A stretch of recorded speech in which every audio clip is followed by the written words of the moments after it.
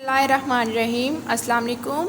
Students, I hope you all are fine. Now I will teach you second term prep class second term general knowledge question number 1. Question number 1 is, what are basic colors? Answer is red, yellow and green. What are basic colors?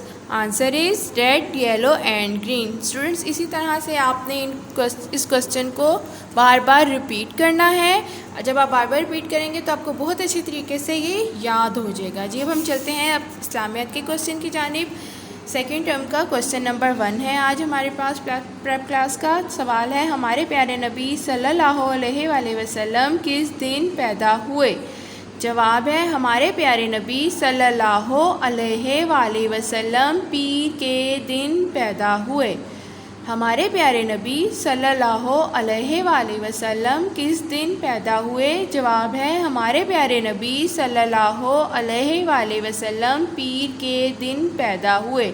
Ji students, इसी तरह से आपने इसको दो बार याद repeat करना है और इस तरह से आपको बहुत अच्छी तरीके से याद हो जाएगा. जी, अपना बहुत सा ख्याल रखिएगा. अल्लाह हाफिज़.